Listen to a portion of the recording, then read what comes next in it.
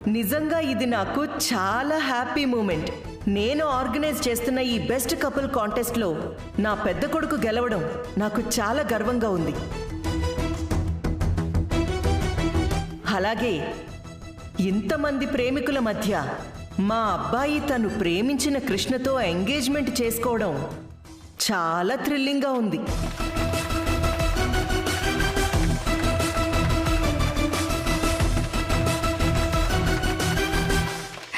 అమ్మా, మన కృష్ణకి ఎంగేజ్మెంట్ అవుతుంది.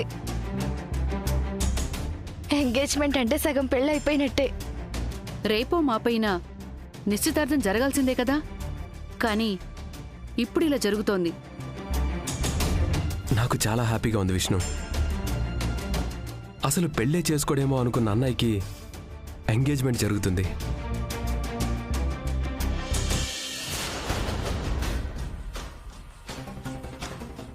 రాధా అండ్ కృష్ణ, ఇంకా చూస్తారేంటి? మీ చేతిలో ఉన్న ఎంగేజ్మెంట్ రింగ్స్ని ఒకరి చేతికొకరు మార్చుకోండి. అందరం మీ ఎంగేజ్మెంట్ కోసమే ఎదురు చూస్తున్నాం. రాధా, మార్చుకోండి. ఏంటి అలా ఉండిపోయారు? రింగ్స్ మార్చుకోండి. మార్చుకోండి రాధా.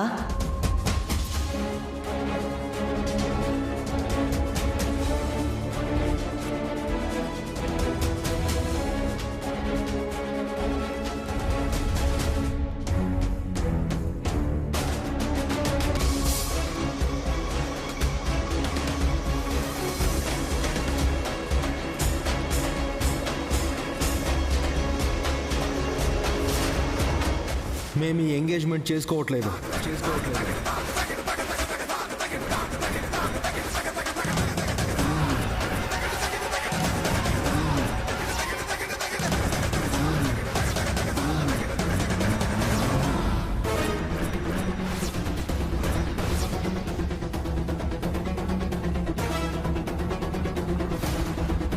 చెప్పు రాధా, మీ దొంగ ప్రేమని అందరి ముందు హరికథలా చెప్పు. ఆ కృష్ణని ప్రేమించట్లేదు, తనకి నాకు మధ్య ఎలాంటి ప్రేమ లేదనే కదా నెక్స్ట్ చెప్పే మాట రాధా గారు? అదేంటి బాబు, తారాగారు అంత మంచి నిర్ణయం తీసుకొని మీ ఎంగేజ్మెంట్ జరిపించాలనుకుంటుంటే నువ్వేంటి ఇలా అంటున్నావు? మీరు తారాగారి వైపు నుంచి ఆలోచిస్తున్నారు. నేను మా అత్తయ్య రానమ్మ గారి వైపు నుంచి ఆలోచించే ఇప్పుడు ఎంగేజ్మెంట్ వద్దంటున్నాను.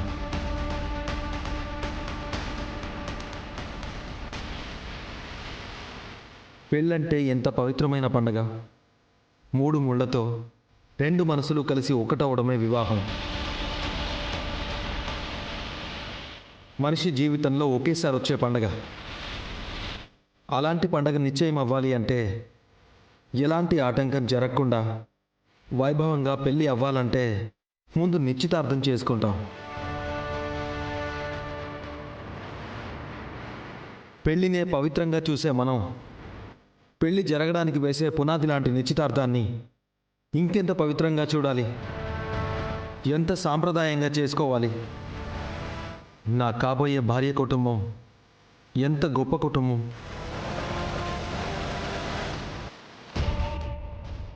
మా అత్తయ్య గారు సంస్కృతికి సాంప్రదాయాలకి ఎంతో విలువనిస్తారు.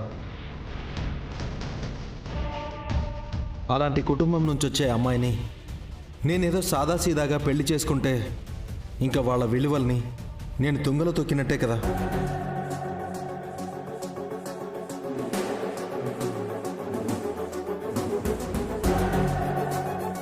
నా నిశ్చితార్థం జరగాలి, కానీ ఇలా కాదు. నా నిశ్చితార్థానికి తాటాకు పందిళ్లు వేయాలి, కొబ్బరి ఆకులతో స్వాగత స్తంభాలు కట్టాలి, మామిడాకుల తోరణాలని గుమ్మాలకి తగిలించాలి, అరటి పిలకలతో అంగరంగ వైభవంగా అలంకరణ చేసి పూలతో చూడచక్కగా చేసిన వేదిక మీద వేదమంత్రాల సాక్షిగా సద్బ్రాహ్మణుడి సమక్షంలో మేళతాళాలు మోగుతుండగా పిల్లా పాపల ఆటల మధ్య బంధుమిత్రుల మధ్య అందరూ చూస్తుండగా ఆ సుముహూర్తంలో శుభప్రదంగా మా పెద్దవాళ్ళు ఆనందంగా ఉన్నప్పుడు నేను కృష్ణతో నిశ్చితార్థం చేసుకుంటాను.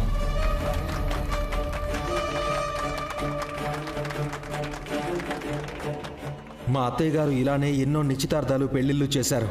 వాళ్ళందరూ ఇప్పటికీ చాలా చాలా ఆనందంగా ఉన్నారు.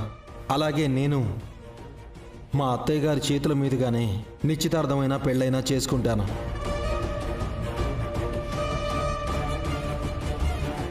ఎంగేజ్మెంట్ ఇక్కడే జరగాలని మీరందరూ చాలా ఆశపడ్డారు. మా కోసం ఎంగేజ్మెంట్ రింగ్స్ కూడా ఇచ్చారు. మీ ఆశల్ని నేను వమ్ము చేయను. వీటిని నాతో పాటే జాగ్రత్తగా ఉంచుకుని ఫ్యూచర్లో నేను సాంప్రదాయం ప్రకారం నిశ్చితార్థం చేసుకున్న తర్వాత మీరిచ్చిన ఈ రింగ్స్ని మీ అందరి సమక్షంలో మార్చుకుంటాం. ఆ రోజు ఇక్కడున్న ప్రతి ఒక్కరిని పిలిచి మీరు చూస్తుండగానే నా కృష్ణతో నేను ఎంగేజ్మెంట్ చేసుకుంటాను. మమ్మల్ని బెస్ట్ కపుల్ అని గుర్తించినందుకు చాలా థ్యాంక్స్. ఈ ఈవెంట్ చేసిన తారా గారికి కూడా చాలా థ్యాంక్స్.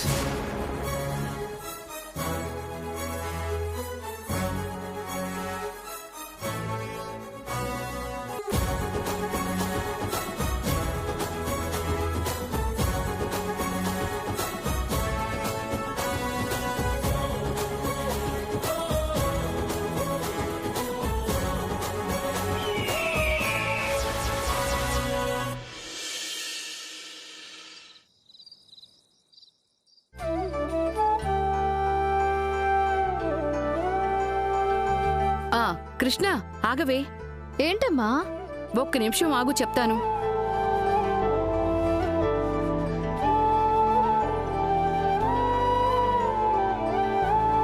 ఏం చేస్తున్నావమ్మా?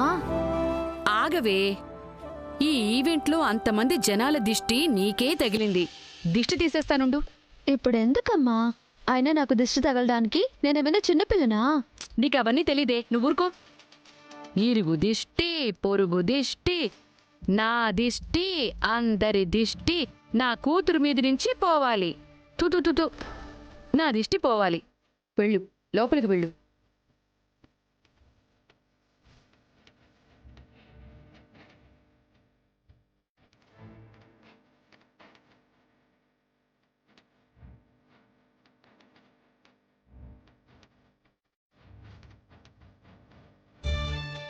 ఇంకేమైనా దిగదుడిపేవి బ్యాలెన్స్ ఉందా అమ్మా? ఏం లేవు కానీ పద లోపలికి వెళ్దాం.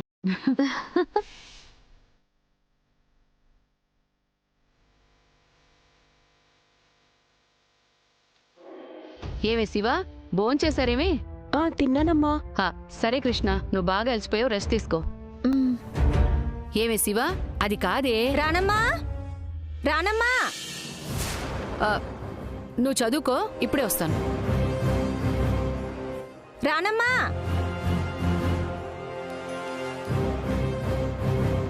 ఏంటి సరోజా, ఈ టైంలో ఇలా వచ్చావు? ఏం లేదు రానమ్మా, మా నాన్నకి ఆరోగ్యం బాగాలేదని ఫోన్ చేశారు. నేను అర్జెంటుగా మా ఊరు వెళ్తున్నాను. అయ్యో, ఏమైంది? సడన్ గా బీపీ డౌన్ అయిందంట. నేను వెంటనే వెళ్ళాలి. మా వారు క్యాంపుకెళ్లారు. ఆయనకి డబ్బులు ఇవ్వాలి. నేనెప్పుడు వస్తానో తెలియదు. ఆయన మీ దగ్గరికి వస్తారు. ఆయనకి డబ్బులు అందజేస్తారా? ఎంతివి? 25,000. కొంచెం నా భర్తకివ్వవా? అయ్యో, దాంది ఉందిలే సరోజా, నేను జాగ్రత్తగా మీ ఆయనకి డబ్బులు అప్పగిస్తానులే.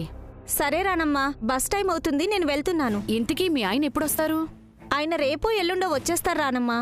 సరే.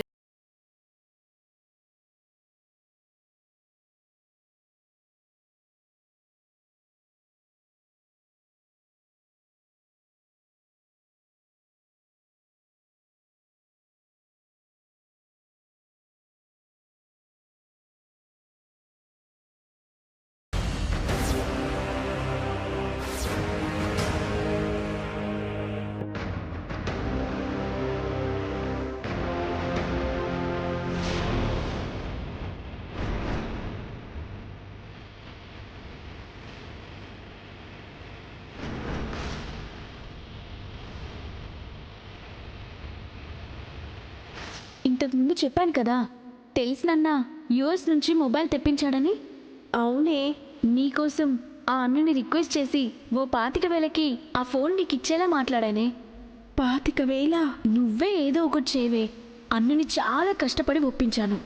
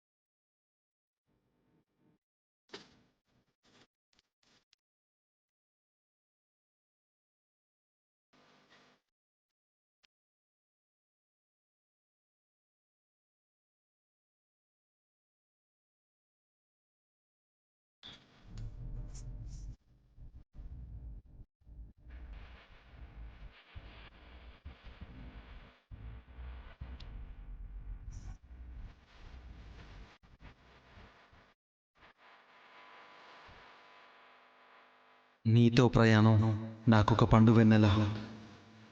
నా శ్వాసే నీ శ్వాస, నా గుండెల నిండా నీ రూపమే.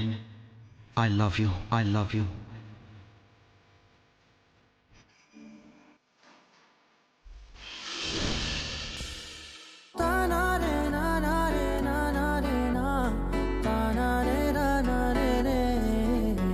ఐ లవ్ యూ రాధా గారు, లవ్ యూ రాధా గారు.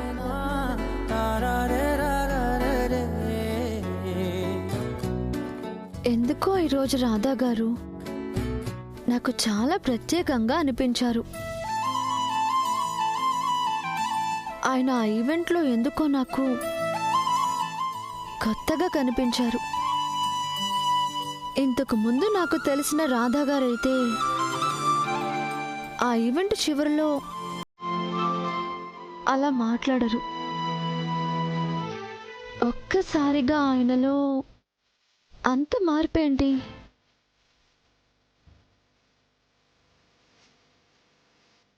ఆయనకే ఫోన్ చేసి మాట్లాడితే బాగుంటుందేమో.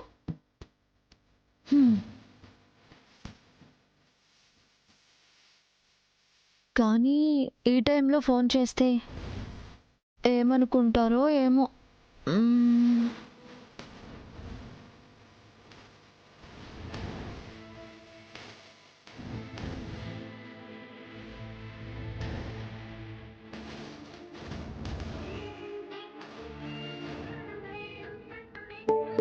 నేనే ఫోన్ చేద్దామని అనుకుంటుంటే రాధా గారే తిరిగి ఫోన్ చేశారు.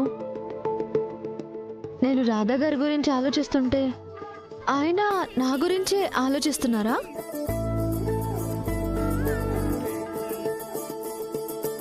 హలో హలో, చెప్పండి రాధా గారు. పడుకున్నావా కృష్ణ? లేదు. ఎలా చెప్పాలి? భోజనం అయిందా? మీరు నాతో ఏమైనా మాట్లాడాలా రాధా గారు? అవును, నీకెలా అర్థమైంది? మీరు కొత్తగా కుశల ప్రశ్నలు వేస్తుంటే ప్రశ్నల వెనుక అసలు విషయం ఇంకేమో ఉందని అర్థమవుతుంది. నీతో చాలా ఇంపార్టెంట్ విషయం మాట్లాడాలి. ఏంటది? నిన్ను చూడకుండా ఉండలేకపోతున్నాను కృష్ణ.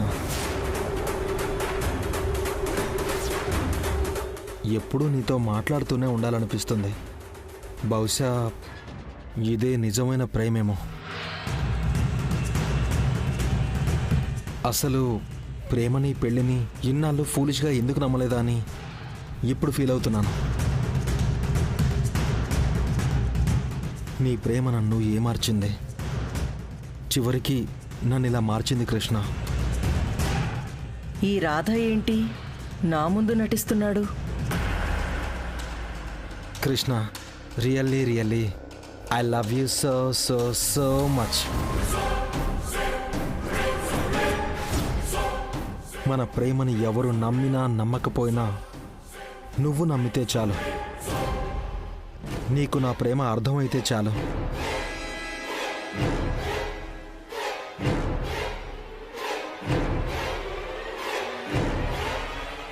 కృష్ణ, కొంచెం పాలు తోడేవే.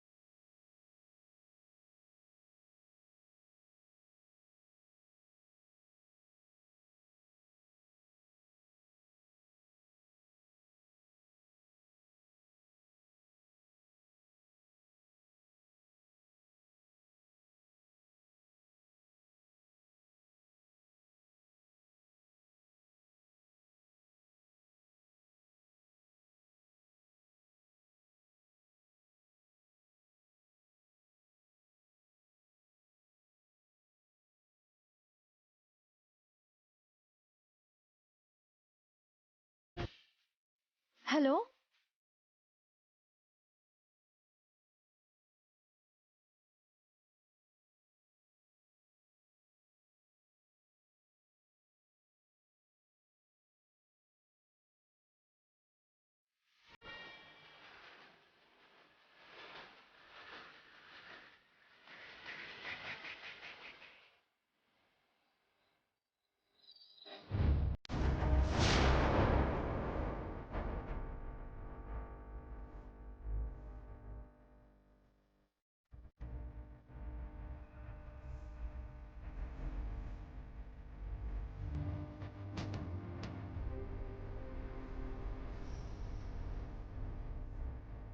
ఏమండి మ్.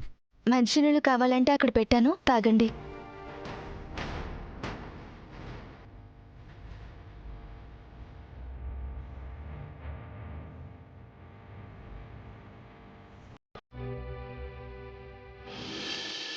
విష్ణు, ఏంటి కింద పడుకున్నావు? ఏంటి విష్ణు కింద పడుకున్నావు?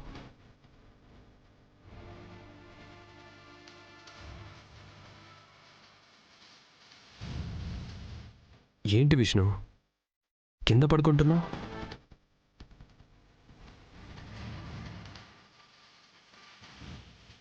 కొద్ది రోజులు నేను కిందే పడుకుంటానండి. ఎందుకు విష్ణు?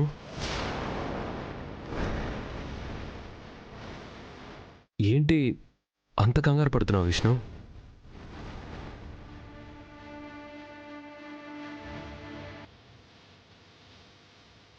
నీ పక్కనుంది నీవాడు విష్ణు.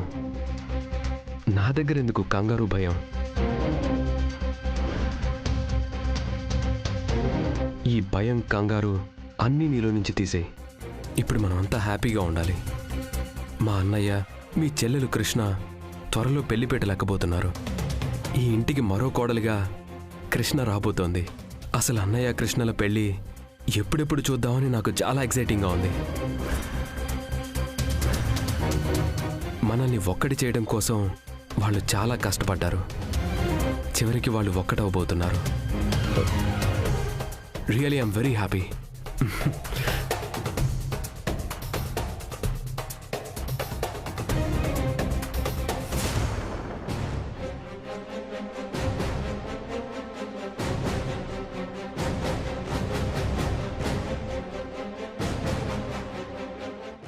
ఏంటి విష్ణు, ఏమైంది నీకు?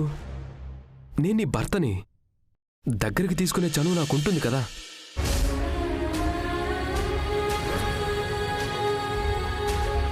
శోభనం రోజున భయపడుతున్నావని అర్థం చేసుకొని నువ్వు పక్కనే ఉన్నా నేను పక్కకి తిరిగి కామ్గా పడుకున్నాను. మొన్నటికి మొన్న ప్రేమగా పూలు తీసుకొచ్చాను. వాటిని దేవుడికి అలంకరించేశావు.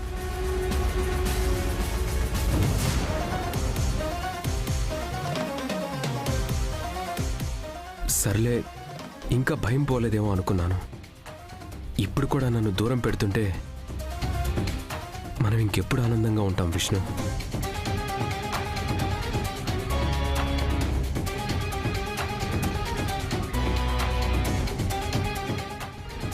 నేను వ్రతం చేస్తున్నానండి. మనం కొన్ని రోజులు దూరంగా ఉండాలి.